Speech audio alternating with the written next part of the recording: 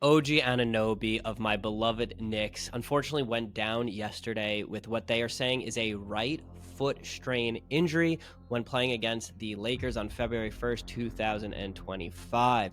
Now, at first look at the play, a lot of people, because it was a non contact injury and you see OG go down, kind of holding his ankle, there was a lot of talk on X about people being concerned of an Achilles rupture. While looking at the mechanism of the injury, I quickly tried to quell some of the concerns of our Knicks fan base by stating I did not think it was an Achilles rupture, just given the fact that usually you're coming down with an eccentric load and there's a lot more force to Achilles ruptures. If you look at this play, OG gets the ball and it seems like it's the push off of his foot when he's receiving it that is the initial injury. And then slightly after, you actually see him grimace in pain and then just go right down. And it wasn't like he was running and then what is classically felt as a popping feeling, and then the player immediately falls to the ground. So I didn't think it was an Achilles injury. The fact that the medical team is saying it was a foot sprain, and we'll talk about what that might mean,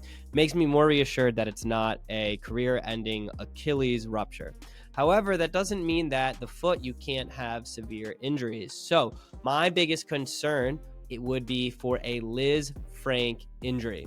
Now, there are different severities between Liz Frank injuries, and let's go to our anatomy tool to see exactly what we're talking about when we say this. So if you look at the foot is composed of a lot of bones, right? So you have the metatarsal bones, you have the different tarsal bones. So this is the cuboid, this is the lateral cuneiform, this is the intermediate cuneiform, and this is the medial cuneiform. And then you also have lots of little ligaments right in here. So these are the dorsal transmetatarsal ligaments of the foot.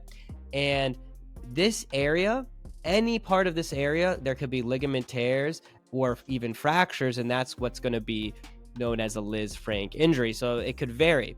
Now, this is not the most stable part of the foot, and that's why you have lots of these ligaments. Sometimes on x-ray, you could either see fracture this area, or even if you don't see fracture, you can see spacing, which may indicate that there is a ligament rupture. It's more unstable, and therefore possibly a Liz Frank injury. We have now had reports the day later that OG's x-ray was negative for any fracture, but that doesn't mean necessarily that there's no Liz Frank injury.